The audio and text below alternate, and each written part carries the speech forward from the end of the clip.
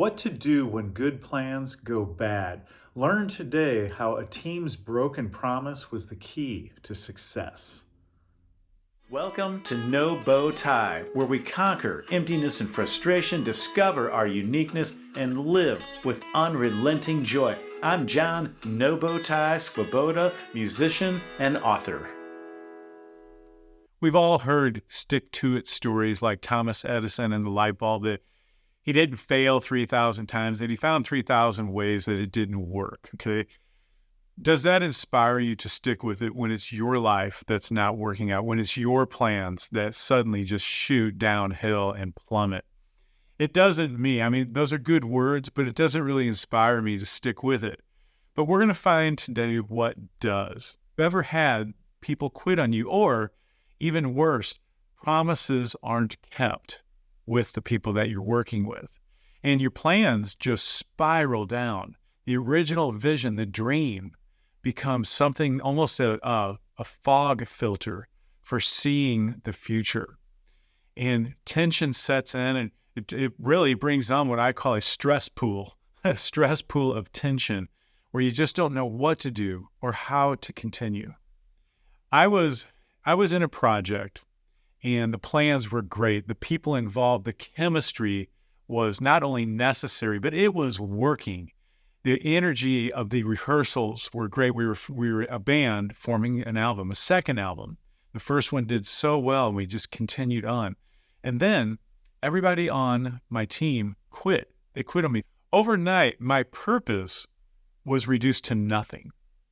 That the momentum just came to a screeching halt. As a matter of fact, it worked backward because of how despondent I became and how disappointed. I didn't know what to do. Sometimes we have the same experience with a job.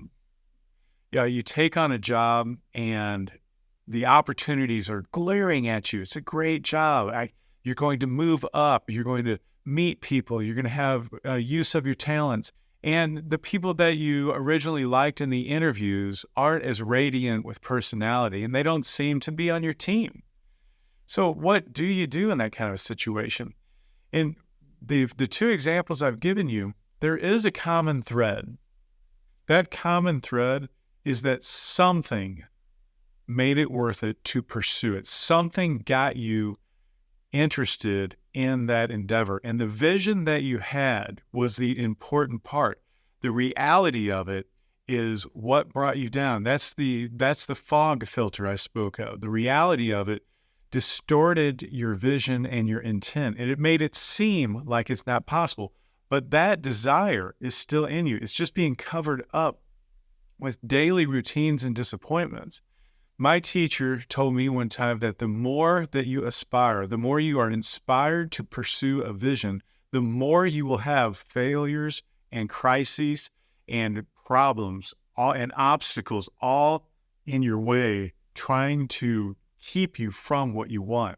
We don't see this in success because we only get to see the success. We don't see what they go through to make a movie. We see the movie. Now, take that analogy and apply it to anything in life, a product that you buy. You don't see what they went through to create that product, all of the disappointment, the irritations, the disagreements, the things they had to work out for you to walk up and enjoy having it. The reason I say this, it is going to be a part of your life. Learning to deal with it, learning to turn it into creative energy is the best part. And that's what we're going to explore right now. A meaningful project of any kind is a big deal. At No Bow Tie, we don't get any funding or sponsorship.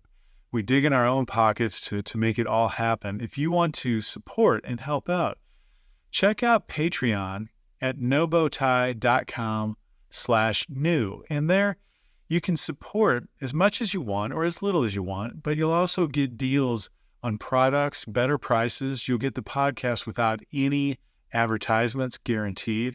And we throw in freebies, some free treats along the way that are quite good.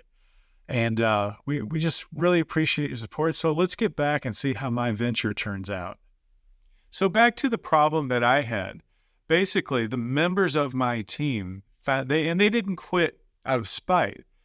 they just had other things in their life, but they put all of the momentum second and left me standing alone. When we had agreements and I had performances booked, I had big shows already booked, ready to go. And I had to, on a professional level, I had to fulfill those obligations. And on a personal level, I had to keep pursuing the vision, the dream, the inspiration of why I put that together in the first place. And I did.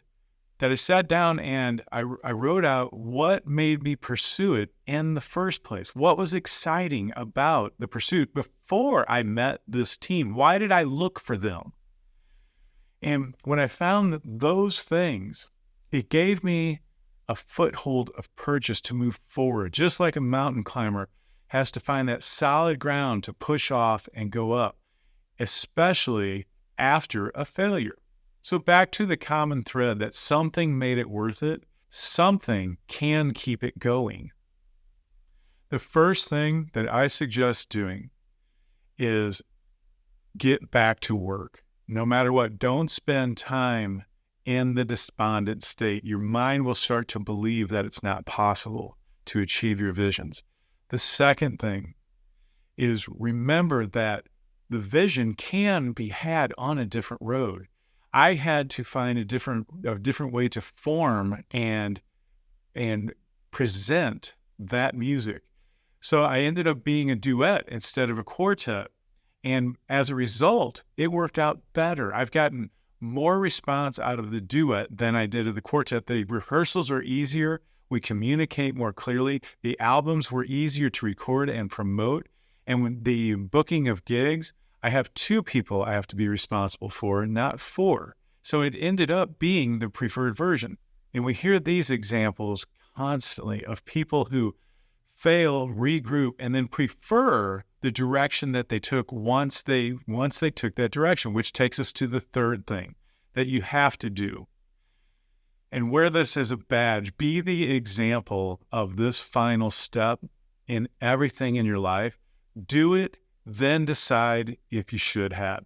I had somebody contact me, a friend on social media, and she sent me a note that she was out hiking a canyon and she got to a spot that she knew she wanted to be at the top looking out, but she felt that she had already hiked too much. She wasn't feeling good about it. She wasn't feeling strong. She got ready to turn around, and she said she heard my voice say, "Do it, then decide if you should have." And folks, this is key. Go to the top and look around and ask yourself, was it worth it? Once in a great while, you'll say, wow, I shouldn't have pursued that. I shouldn't have done that. That was the wrong decision. I didn't learn anything. It didn't move anything forward once in a while. But really, all you're doing is breaking through the hardest procrastination that you've had to face. Do it, then decide if you should have. Take a look at what you get done to decide direction, not what you think you might sort of want to do.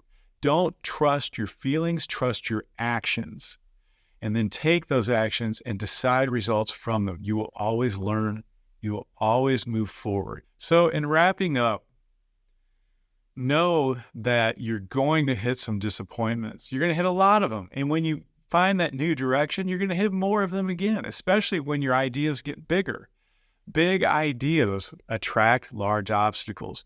So be sure to face those things and take the steps necessary to continue. No matter what, keep going.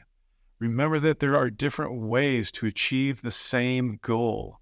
And, of course, you've heard me say it, but put it on your refrigerator so you see it every day. Do it, then decide if you should have. Take the action. Become a part of your life. Now, I'm going to do something and then decide if I should have. I'm going to leave you with a guitar piece that is a no bow tie version. It's a classical piece gone bad. You know my signature. Enjoy. And be sure to subscribe at nobowtie.com/life.